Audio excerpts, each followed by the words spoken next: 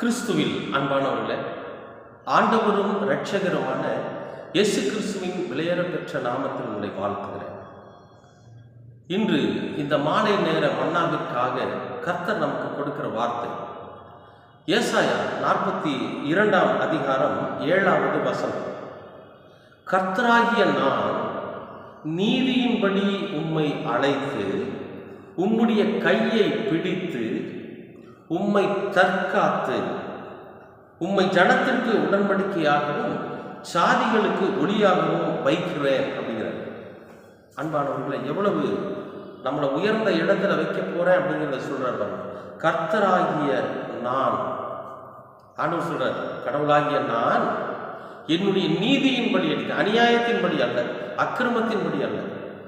அவருக்கென்று ஒரு நீதி இருக்கு, கடவுளுக்கென்று ஒரு நீதி நியமிக்கப்பட்டு இருக்கிறது. அந்த நீதி இந்த வேதத்தில் இம்மானுவேலர் மூலமாக நமக்கு அறிவிக்கப்படுகிறது.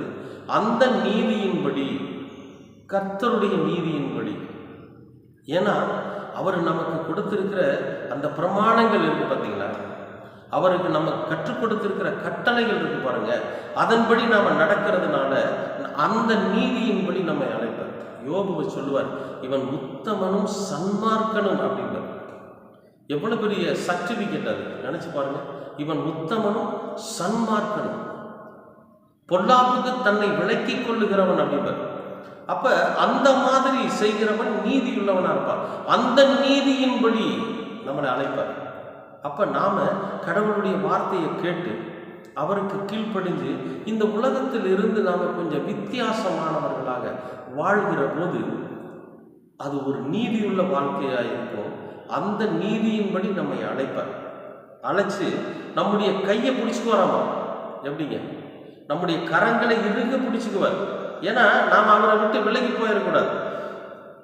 நாம் அவரோட கையை பிடிச்சோம்னு வச்சுங்க, இந்த உலகத்துல ஏதாவது சிற்றின்பமோ அல்லது கண்ணுக்கு அழகா ஏதாவது தெரியுதுன்னு வைங்களேன், கையை விட்டுட்டு ஓடிடுவோம், அங்கே போயிடுவோம் இல்லையா?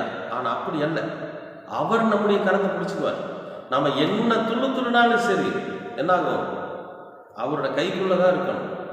ஆட்டுக்குட்டிக்கு கழுத்துல ஒரு பெரிய கைத்தை போட்டு இருக்க கட்டிடுவாங்க. கட்டிக்கிட்டு அது மேய்ப்பனோட கையில் இருக்கும். அந்த ஆடு அவர் மேய்ச்சிட்டே வருவார். அவர் எங்கே மேய்க்க நினைக்கிறாரோ அங்கதான் மேய்ப்பார். அவர் புல்லுள்ள இடங்களில் அதை மேய்ப்பார், மேய்ச்சிக்கிட்டே வருவார் இல்லையா? அந்த ஆடு என்னதான் துள்ளினாலும், எவ்வளவு தூரத்துல அது பசுமையான ஒன்றை பார்த்தாலும் இவரை விட்டுட்டெல்லாம் ஓட முடியாது. ஏன்னா அவர் இறுக பிடிச்சிட்டு இருப்பார். அது மாதிரி நம்முடைய கரங்களை இறுக பிடித்து தற்காத்து, எந்த விதத்திலையும் நாம் அவரை விட்டுட்டு பாவத்துக்கு ஓடிராதபடி, இச்சைக்குள்ள ஓடிராதபடி, இந்த உலக சிற்றின்பத்துக்குள்ள விழுந்து விடாதபடி, காம விகாரத்துல விழுந்து விடாதபடிக்கு நம்மை தற்காத்து, நம்மளை அப்படி காத்துக்கொள்வாராம்.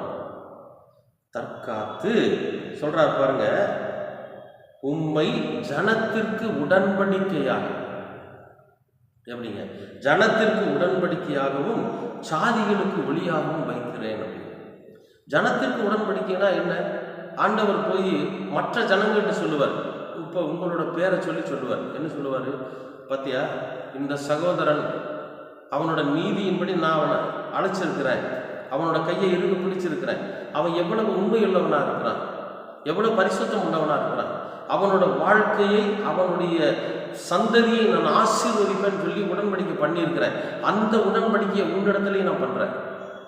நீ எப்படி இருக்கணும்? அந்த சகோதரனை போல வாழணும், அவனை போல நீதி உள்ளவனாயிரு அப்படின்னு சொல்லி ஆண்டவர் என்ன பண்ணுவார் தெரியுமா? நம்ம ஒரு உடன்படிக்கையாக, ஒரு அடையாளமாக அந்த இடத்துல வைப்பாராம்.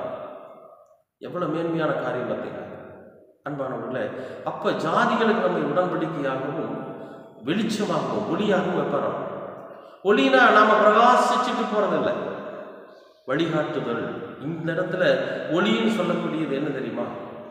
இருளில் இருக்கிறவர்கள், பாவத்திலே வாழ்ந்து கொண்டு இருக்கிறவர்கள், வழி தெரியாம, எதுவுமே புரியாம, நம்ம எப்படி வாழ்றதுன்னு தெரியாம சில பேர் வாழ்ந்துட்டு இருப்பாங்க. எனக்கு தெரியாதுங்க, நீங்க ஒரு நல்ல காரியத்தை போய் ஒருத்தர் சொன்னீங்கன்னா, அப்படிங்களா, எனக்கு தெரியலைங்களே, இப்படி யாரும் என்கிட்ட சொல்லலையே அப்படின்னு சொல்லி அவர்களுடைய அறியாமையை அவர்களுக்கு அறிவித்து, அந்த அறியாமையிலிருந்து அவர்கள் விழிப்புணர்வு அடைந்து அவர்களுடைய வாழ்க்கையை நேர்மையாக நீதியாக உண்மையாக வாழ்வதற்காக வழிவகுத்து கொடுப்பதுதான் அந்த ஒளி.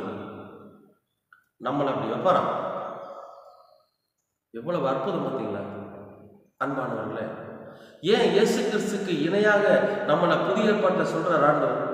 இயேசுவே சொல்வார், என்னும் மேன்மையான காரியத்தை நீங்க செய்வீங்க அப்படின்னு ஏன் சொன்னார் சொல்லுங்க. அப்ப பிதாவாகிய தேவன் நம்மை இயேசு கிறிஸ்துவுக்கு ஒப்பாக அழைத்திருக்கிறார். பிதாவாகிய தேவன் இயேசு கிறிஸ்துவுக்கு இணையாக நம்மை அழைத்திருக்கிறார். பிதாவாகிய தேவன் இயேசு கிறிஸ்துவோடு கூட அந்த உயிர்த்தெழுதலில் பங்குள்ளவர்களாக நம்மை அழைத்திருக்கிறார். அதனாலதான் நம்மளை என்ன பண்றாருங்க, நம்முடைய கரத்தை இறுக பிடிச்சுக்கிட்டு நம்மை தற்காத்து எந்த விதமான குற்றங்களும் குறைகளும் நம்மை அணுகிவிடாதபடிக்கு நம்மை இறுக்கமா பிடிச்சுக்கிட்டு நம்மளை பரிசுத்தத்தின் வழியில நடத்தி வேதத்தின் வாயிலாக எதை நம்ம கற்றுக்கொண்டிருக்கிறோமோ அதன்படி நம்ம வழி நடந்து மற்ற ஜாதிகளுக்கு நம்ம ஒரு உடன்படிக்கையாகவும் ஒரு முன்னுதாரணமாகவும் மற்றவர்களுக்கு விழிப்புணர்வு ஏற்படுத்தக்கூடிய ஒரு அறிவின் சிறந்த ஒளியாகவும் நம்மை உயர்த்துவார். விசுவாசிக்கிறீங்களா அன்பானவர்களே? இதுக்கு நாம் என்ன செய்யணும்னா, அவர் சொல்லிடுறாரு, உங்கள் கரத்தை பிடித்துன்னு நம்ம கையை அவர்கிட்ட கொடுக்கறதுக்கு நாம தயாரா. அவர் கையை பிடிக்கிறார் இல்லையா, அந்த கைக்குள்ள நம்முடைய கரத்தை கொடுக்கணும். இந்த கரத்தை அவர் பிடிக்கணும், அதுக்கு நாம் ஆயத்தமாகணும். அப்ப நம்முடைய கரங்களை ஆண்டவரோட கையில கொடுத்து அவருடைய கரத்துல கொடுத்தா தான் அவர் நம்மளை இறுக பிடிச்சுக்குவார். நாம் அதற்கு ஆயத்தம் உள்ளவர்களா இருக்கும். அதற்கான ஆண்டவரின் பிள்ளைகளா நம்ம இந்த உலகத்தில் வாழணும்.